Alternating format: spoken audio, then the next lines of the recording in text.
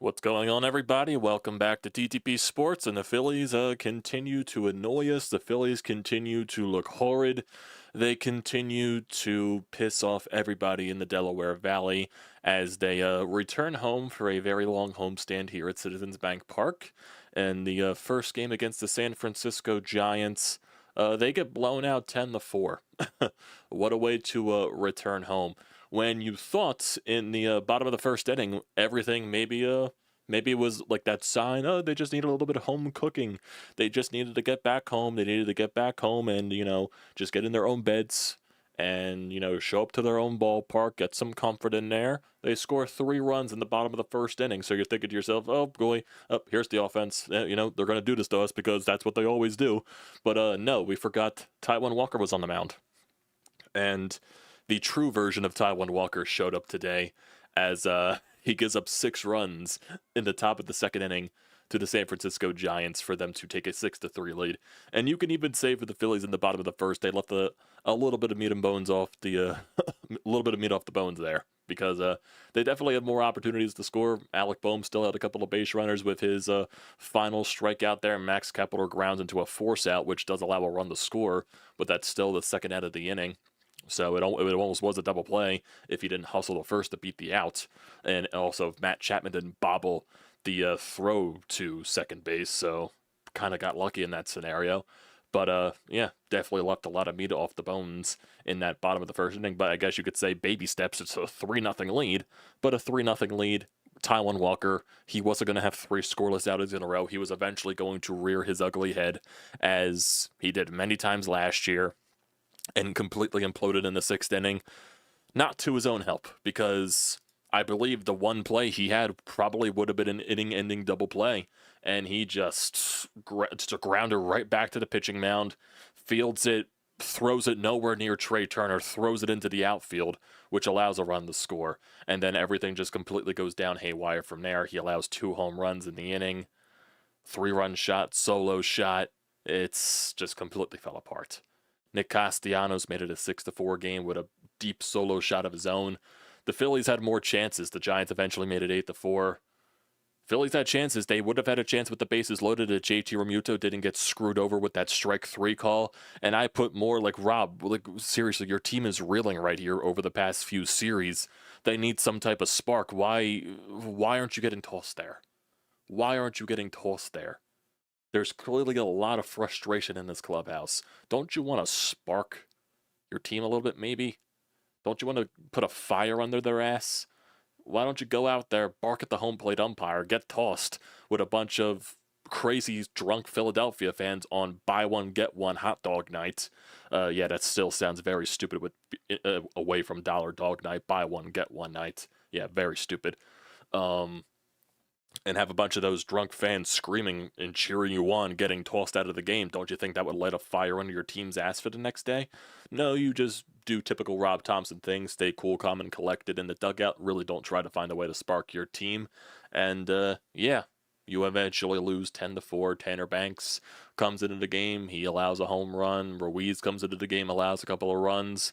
Bullpen really wasn't much of a help in this game whatsoever, even though you used your bottom-of-the-barrel guys, even though this bullpen is constructed of a lot of bottom-of-the-barrel guys because this bullpen's not deep at all. You only have a few guys that you do trust, and the rest, it's a nightmare every time they go out there. It's really just what it is. So turns into another ugly loss. And yes, basically after the Phillies made it 3-0, their offense really was lifeless besides Nick Castellanos' solo shot in that chance that they did have in that bottom of the 7th or the bottom of the 8th inning when JT struck out there on the screw job by the home plate umpire. 1 for 11 with runners in scoring position. Keep rearing their ugly head, and Johan Rojas definitely had a couple of chances at the plate because he got to start today. Because Rob Thompson's deciding to bench Brandon Marsh for a couple of games just to get his head on straight, quote-unquote. Johan Rojas is garbage. Johan Rojas is absolutely terrible. Terrible. Swinging at garbage outside of the zone, unlike basically the rest of the Phillies squad. It's just crazy. It's just crazy. It really is. But before we get into the rest of this, everybody, if you are new to the channel, I recommend you hitting that subscribe button. You can also drop a like and leave a comment in the comment section down below. You can also use the code TTPSPORTS, $20 off your first purchase at SeatGeek. Great deal, do not pass it up. And also follow over at TTPSports on TikTok and Instagram for real shorts and all the good stuff. So, with that out of the way, let's basically look into the monstrosity that was today's game. Taijuan Walker, overall, his stat line, 5 innings, 6 hits. 4 earned runs, 6 runs total, 1 walk, 5 strikeouts, 2 home runs allowed on 99 pitches. Surprisingly, that only raises the ERA to 2.3. That is actually crazy there. But still, he just wasn't good. Just was not good whatsoever. Wasn't good. Had a bad blow-up inning and 8 innings. That's basically a Taijuan Walker start for you. Bottom of the first for the Phillies. Bryson Stott, leadoff single. Trey Turner, RBI double into the gap, which manages to score Bryson Stott. Phillies go up 1-0. Yeah, there you go. Maybe there's some life there. But then Bryce Harper strikes out in a very ugly at-bat. Turner does advance on a wild pitch. Kyle Schwarber walks. Nick Castellanos singles down the left field line, which scores Trey Turner, makes it 2-0. JT Realmuto works a walk, which loads the bases. Max Kepler grounds it to Matt Chapman at third base. He bobbles the throw to second base, which allows Kepler to beat out the throw to first base, which would have been an inning-ending double play. A run does score because of it, and it's a 3-0 Phillies lead. Top of the second, this is where Taijuan Walker unravels. He gets the first out of the inning, then Ramos doubles, then Wade on a very long at-bat, 8-pitch at-bat, might I add. He walks. Then Flores gets a single, which is Taijuan Walker's first earned run of the season, becomes a 3-1 Phillies lead. And then Bailey grounds one right back to Taijuan Walker, which should have been an inning-ending double play, but he throws it in the center field, nowhere near Trey Turner's glove. A run scores because of it, and all the runners are safe. And then Fitzgerald, the very next batter, it's a 3-run shot to give the Giants a 5-3 lead. So what should have been an inning-ending double play turns into a 3-run shot. Go figure. Yastrzemski then strikes out. Willie Adames then hits a solo shot to right field, makes it 6-3 Giants, and that's how the inning would end. Bottom 2 for the Phillies after a Bryson Stott walk, nothing happens. Bottom 3rd for the Phillies, they go down 1-2-3. Bottom 4 for the Phillies, Kepler reaches it on an infield single. Alec Bohm actually gets an extra base hit. He barely misses a home run to left center field, goes off the top of the wall, and you make it 2nd and 3rd with nobody out for Johan Rojas. He strikes out on 3 pitches, takes the first 2 pitches looking, and then swings and misses at a curveball outside of the strike zone. Great at bat there. Great at bat. Then Bryson Stott flies out, and then Trey Turner grounds out on the first pitch. Great stuff. Great stuff. Bottom 5 for the Phillies. Nick Castellanos up with 2 outs, crushes a solo shot on a 3-1 count to make it 6-4 Giants. Bottom 6 for the Phillies. Max Kepler, a leadoff double. Nothing happens after that. Stranded on 2nd and 3rd base there for Kepler. Top 7. Tanner Banks comes into the ball game. Ross was actually the only Phillies reliever to have a clean inning in this game besides like a leadoff single. That was basically it. Bags into the game. Fitzgerald with a leadoff triple. Then Yastrzemski, homers, 2-run shot, makes it 8-4 Giants. And that's how the inning would end basically. Bottom 7 for the Phillies. Bryce Harper with a single.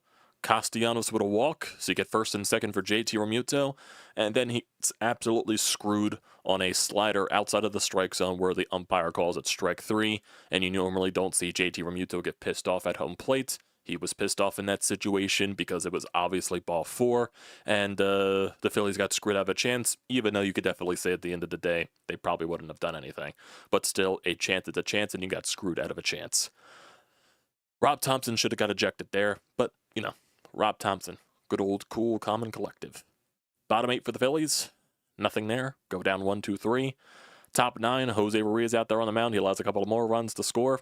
2 leadoff doubles to start the inning, makes it 9-4. And then base runners advance. Chapman infield single allows a 10th run to score. Becomes 10-4 Giants. And then the Phillies go down very quietly in the bottom of the 9th inning. Just sad stuff. Looking at the lineup in totality, Bryson Stott goes 1 for 4 in the leadoff spot with a walk.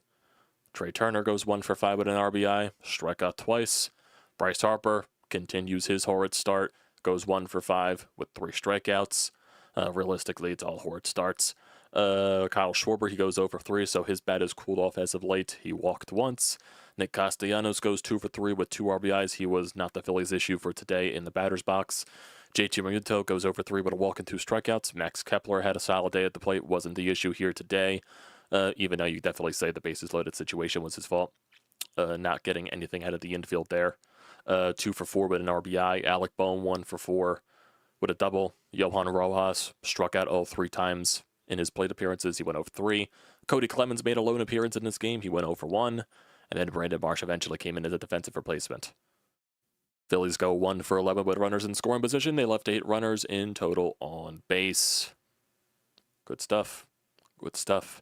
As you could tell, I'm being sarcastic. Rest of the bullpen, Joe Ross. Only clean inning out of the bullpen for the Phillies, only allowing 1 hit and striking out 1 on 15 pitches. Tanner Banks, he pitches 2 innings, throws 45 pitches, allowed 2 hits, 2 earned runs, 1 walk and 4 strikeouts, and a home run allowed. Jose Ruiz in the 9th inning allows 3 hits, 2 earned runs, no walks, 1 strikeout on 20 pitches. After the pitcher, the starter on the mound, Roop for the Giants, looked rattled in that bottom of the 1st inning. They didn't do anything to him basically the rest of the game besides Kyle Castellanos' solo shot. He goes 5 innings, allows 4 earned runs, 3 walks, 8 strikeouts. And the Phillies could not do anything to the Giants' bullpen. Nothing at all. Looking at the Giants lineup, they had 12 hits on the day, and I believe only a few people did not record a hit in this game. Yastrzemski went 2 for 5 with a 2-run shot. Adames went 2 for 5 with a solo shot. Lee, who has been very hot for them, actually went hitless 0 for 5. Chapman went 1 for 5 with an RBI. Ramos 2 for 5. Lamont Wade went 0 for 2, but he had 2 walks. Flores went 1 for 4 with an RBI. Bailey went 1 for 4, and Fitzgerald went 3 for 4 in the 9-hole with 3 RBIs. Classic. Just classic Phillies. I don't think there is anything here on the Twitterverse in regards to post-game stuff. I'll try to find them as much as I can going into if Rob says anything, if just anything from the Phillies say anything. Excuse me there. Had to clear my throat. But, yeah.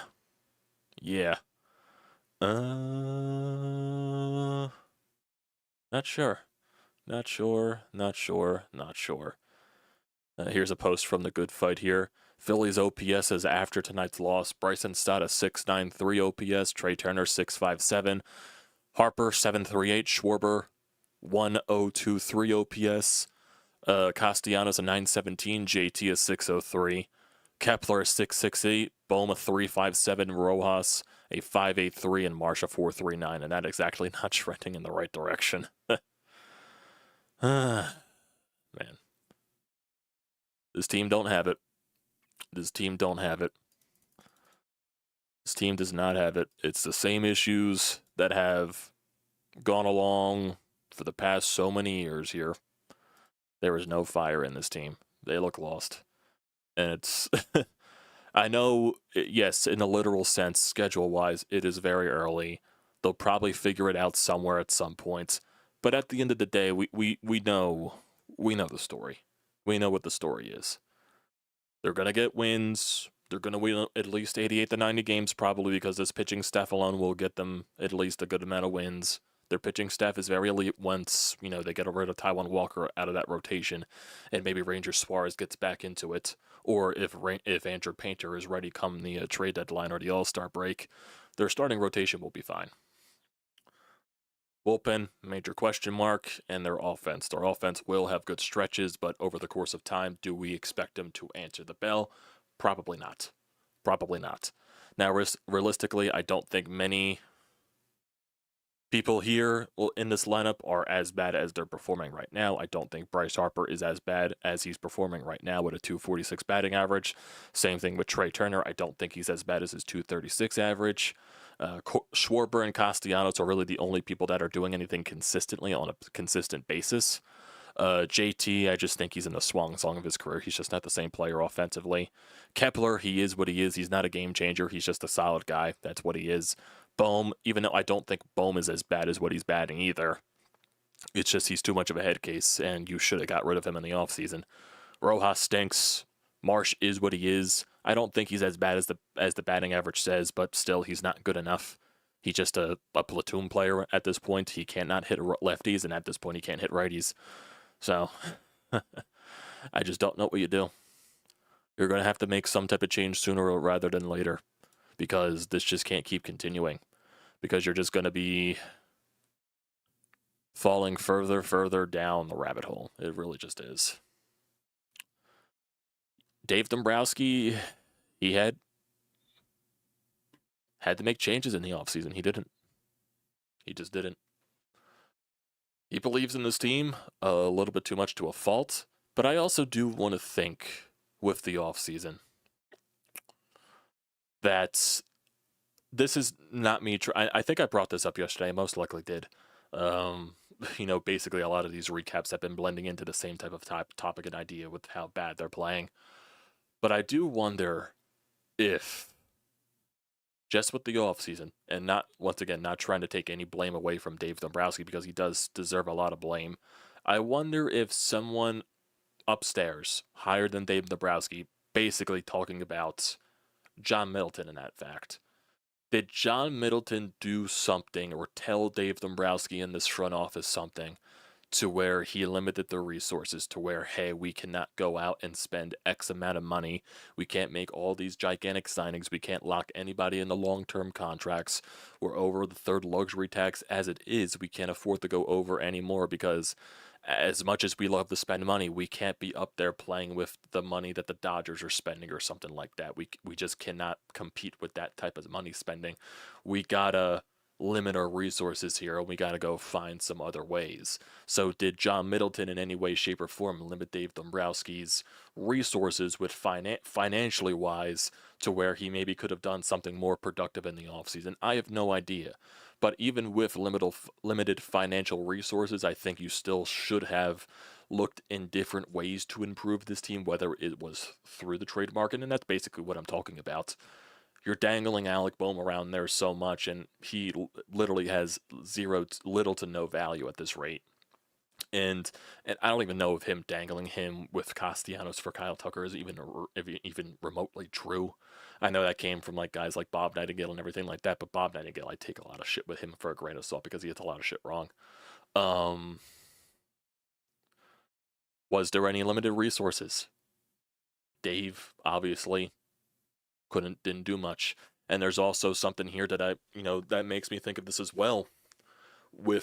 We all know Dave Dombrowski history. He's won a lot of championships in baseball. He's built a lot of championship caliber teams.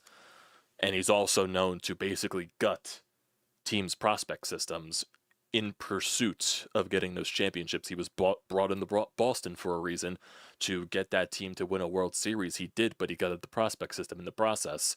Same thing with the Detroit Tigers. He built that up, a team to be a contender for years, but in the process of going after multiple World Series, he gutted the prospect system in the process and left the Tigers in a very horrible spot. The same thing, with the Florida Marlins. That was more of an ownership thing than a Dave Dombrowski thing.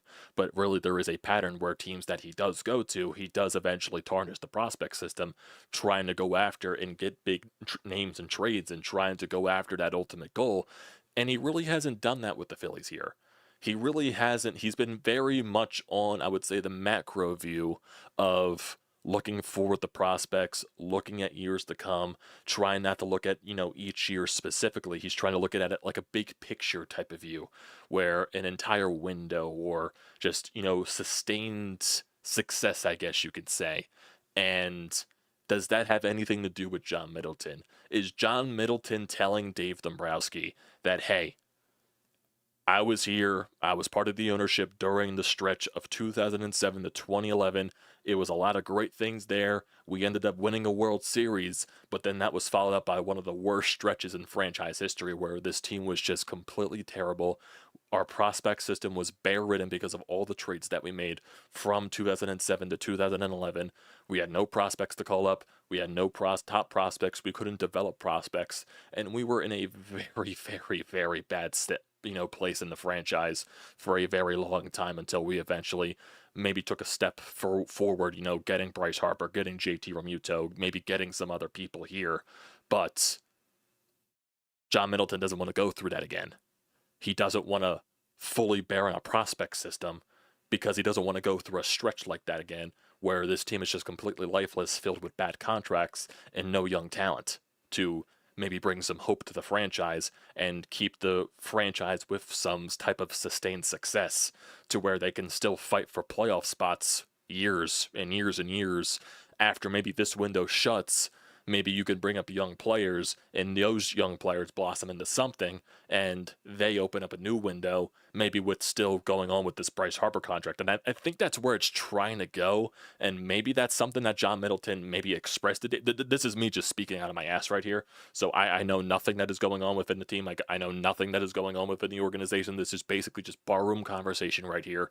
Just trying to think of the mindset that this Phillies team has, because you got to think that with Dave Dombrowski's MO, you would have think at some point at one of these trade deadlines, he would have gone balls to the wall and go crazy for some type of big trade that put this Phillies team over the top, but he hasn't done that. And that's really weird for Dave Dombrowski's resume. Doesn't really, since he's gone here, he's really made it one of his major focuses to really reshape the prospect system, to reshape the development system. You bring in Preston Mattingly, you bring in all these different things to help the development system flourish to where you can properly develop younger talent better, and maybe you can rely on younger talent to come up in future years. It's just a weird thing that I'm starting to realize, and maybe that has something to do with it.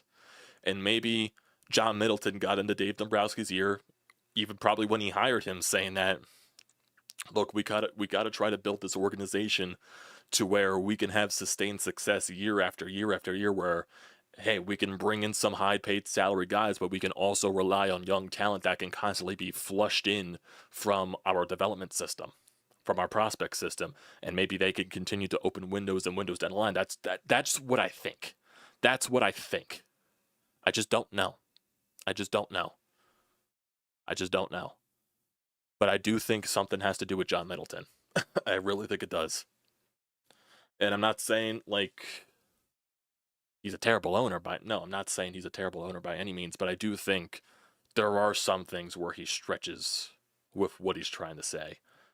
Last year, with a lot of that, those articles that came out around the trade deadline, when he was talking about you got to strike while the iron is hot, you really can't be just lackadaisical and just say everything will be okay, and everything what they were doing the past couple of years when they got off the slow starts, when they weren't performing to their capabilities. Yeah, John Middleton probably pointed that out in that article, but you could also point out that maybe he was just saving face with the fan base, and maybe he was just trying to get on their good side. We really don't know what goes on behind closed doors with this front office. We don't. Really, nothing gets out with this team until something happens. So I don't know where it goes. I don't know what they do, because Dave Dombrowski has to be watching this and can't rightfully think this is acceptable. He just can't. Maybe he does, though. I don't know.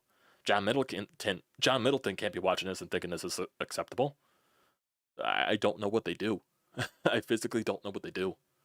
But if they want to try to right this ship and they want to try to still compete for a World Series, they got to make changes fast. They got to make changes fast. Whether that's making a trade to where you get an actual center fielder there to not force Brandon Marsh and Johan Rojas to play every day, because it's one of the worst outfields in baseball. It's one of the worst. It's probably the worst outfield in baseball from a production standpoint. It's just not. If you're trying to compete for World Series, you cannot have an outfield that does not have this much production. Your only productive outfielder is Nick Castellanos, and he probably shouldn't be the most productive outfielder out of a whole group. It should be a little bit, more even. Got to get more production from left field. Got to get more production from the center field. You just need more. You can't win a World Series with that. You just cannot. I don't know what they do. Because right now, everything just seems off. It just does.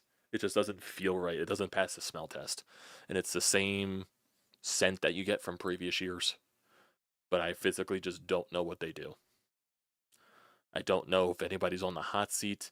And personally, I don't think firing Kevin Long right now will physically change anything. Maybe it does. I don't know. Because right now it's the players. It's really just the players are out there sucking every single day. But it's really a hitting coach. If you were going to fire a hitting coach, you would have done that in an offseason, to where you get a whole different type of philosophy in the clubhouse. I just don't know what else to really put out there. I really don't know what else they can realistically do, because it's just getting old at this point. It's the same crap. It really is the same crap. Like, I try to put on face. I try to be positive once the season comes in here. You know that. But even I have my doubts in the back of my head. And I had doubts coming into the season as well. But I tried to, like, really just, okay, season's starting, blah, blah, blah. We'll just let the season play out, see what it is. But we're 2 weeks into the season and we're seeing the same things. So you got to call it out. It's never too early to call things out. It's never too early to call out flaws with your team, because there are many, many, many, many, many red flags for a team that is trying to compete for a World Series. It's the truth. It's the truth. Right now, as I have a Monday Night Raw in the background with Roman Reigns and Paul Heyman out there, eventually CM Punk and Seth Rollins will be appearing, I would assume. So I probably should pause that so I don't miss anything. Hey, I'm assuming that will be the main event, so I don't want to miss that. But yeah, watching wrestling is probably more entertaining than watching the Phillies right now. It really is. Thank God WrestleMania is this weekend. Thank God. Hey, this team is just not fun to watch. They just aren't. They just are not fun. Here's a stat right here from Phillies Tailgate. Teams in the bottom 5 of batting average with runners in scoring position. The 30th ranked team is the Seattle Mariners. They are batting 148 with runners in scoring position. The New York Mets, they are batting 163 with runners in scoring position. They rank 29th. The Guardians, they rank 28th. They were batting 194. The Atlanta Braves, they're 27th. They're batting 197. And the Phillies are 26th. They're batting 199. That is actually crazy. That is actually crazy. I know you can also say, oh, there's so many other teams that are having a lot more, similar problems with teams and their offense. A lot of guys that are not batting well and everything like that. Okay, that's other teams. I don't want that happening with my team. I want my team to go out there, be good. I want my team to go out there and hit the ball. I want them to look like they're competent in the batter's box. I don't want them batting below the Mendoza line. A lot of batters on this team batting below the Mendoza line. I don't want that. I want them looking to hit balls into the gaps. I want them hitting with runners in scoring position. I want them hitting home runs. I want them hitting the ball. I want them having professional at-bats. I don't want them looking lifeless in the batter's box. I want a lot of things. Not being bottom 5 in the batting average of runners in scoring position. I don't want them being that. It's tiring. It's tiring. Apathy is setting in. Apathy is setting in.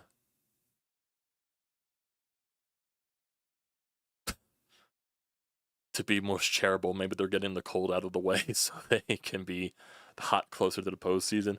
I wish that were true, Tyler. I wish that were true. So, that's basically all I got. There's nothing post-game here on Twitter that's talking about from press conferences or anything like that. So we do got one voicemail. We had 2 voicemails that are actually from Sean and Zach. So let's get the Sean's. I don't think Sean's here. I think he said in this call that he's going to bed after the game. So let's get the Sean, see what he's got to say. If anybody actually sat there That is and Zach, watched that baseball game in its entirety, God bless you. You're a better person than me, because that was just ugly. It's the same shit we've been watching for weeks now. Taijuan Walker finally blew up. You knew that was going to happen. I mean, who really thought he was going to keep it up? It's 2 good starts. Really 1 good start, a couple of scoreless starts, but you knew that was going to happen. But really, you just got to get in this lineup, because I'm running out of things to say about it. It's the same themes over and over again. ton of insight because I turn it off at a certain point, but you get runners on with no outs. You've got runners on second and third. You can't capitalize. That's just unacceptable. This can't keep happening, but it's going to keep happening. That's who these guys are. And honestly, you go get Brenton Doyle, who you need that guy, because Johan Rojas is not a professional hitter. That's not going to fix your problems. This is just, I don't know what you do, man, because this lineup is a big problem, man. It's an organizational issue. I have nothing more to say other than they just suck. I mean, it's really bad. They're inconsistent. They get 3 runs in the first inning, and then they proceed to score 1 more for the rest of the game. Mm-hmm. It's like,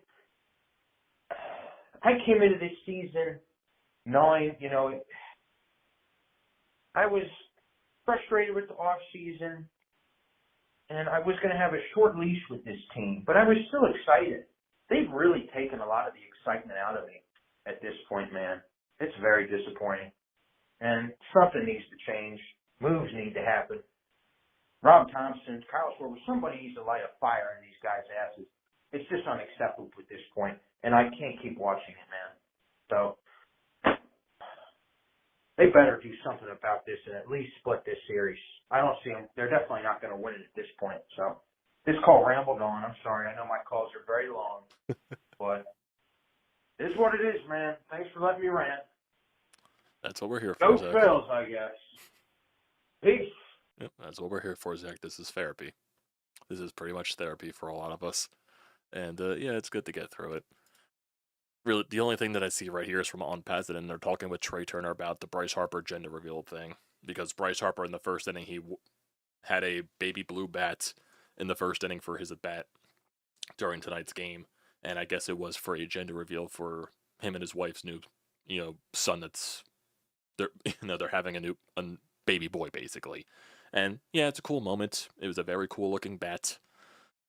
I know you're trying to just have a positive story out of, that whole negativity. It's just, I don't know. Good for Bryce to have another kid. But, just the whole thing with the team right now is just not a good feeling.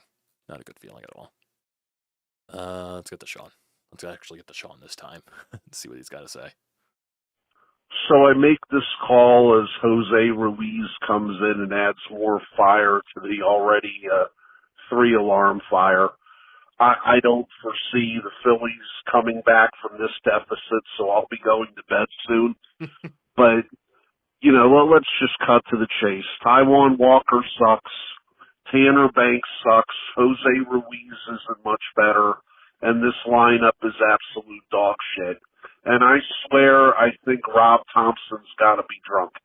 I mean, explain this to me, Amadeo, and even for the people in the chat, because I don't understand it. It's a 6-4 game you're losing in the bottom of the 6th. You have second and third, nobody out, and you leave Johan Rojas in there. All he has to do is put a ball in play, and you score a run, and it's a 1-run game, and the guy can't do that.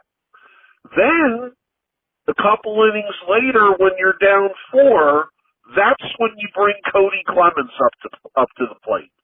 I mean, make it make sense to me. I keep hearing don't rush Justin Crawford. I understand that. But my God, I can't do Johan Rojas anymore. To me, he's even more annoying than Brandon Marsh. I'm sick and tired of seeing this guy take these Herculean swings with 2 strikes. Any ball that bastard hits in the air, he should be fined on his way back to the dugout. Just another terrible performance by the offense, another inferior team that you're losing to, getting embarrassed in your home stadium. Just, again, not good enough, not good enough, not good enough. I do agree with that, but I also think at the same time my webcam froze. As you can see, I am only making this one expression right here. I don't know how I can fix that. So I very much apologize for that. I hope you guys can hear my voice, right? Like that's fine. That's fine, I'm assuming.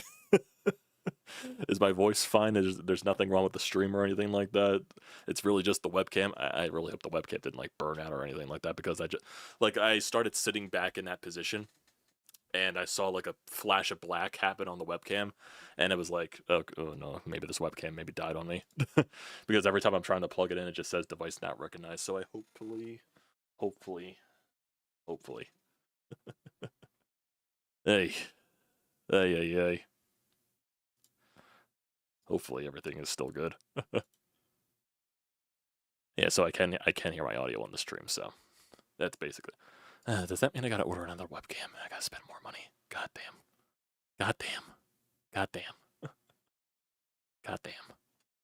I don't know what happened. It just literally maybe it overheated. I don't know, because the wire for some reason is like insanely hot for the webcams. Maybe I just do need a new one. I've had this webcam for years, so maybe it is time for an upgrade. But webcam burning out. Yeah, it might be a cue to end it, definitely. Yeah. So I'm trying to make noise now to compensate for the webcam going out. But yeah, I think that is time to end it here. So I appreciate you guys joining in here during everything. Even during this downtime of a fucking webcam. Jesus Christ. That's basically the description of the entire Phillies team just burning out like this fucking webcam just did. So appreciate you guys for tuning in. I'll probably getting a new webcam. Hopefully I can find a way on Amazon to get one overnight or something like that. Or I'll just have to find a way to makeshift one until a new webcam comes. But appreciate you guys for tuning in. Don't forget to drop a like. Don't forget to leave a comment in the comment section down below. Don't forget to hit that subscribe button. It does me a great deal of service. This is hilarious, actually. I'm just staring at myself and with a weird expression on the screen. It's funny. Don't forget to use the code TTP Sports, $20 off your first purchase at SeatGeek. Great deal. Don't pass it up. And follow on TTP Sports on TikTok and Instagram for real shorts and all that good stuff. So thanks, guys, for tuning in.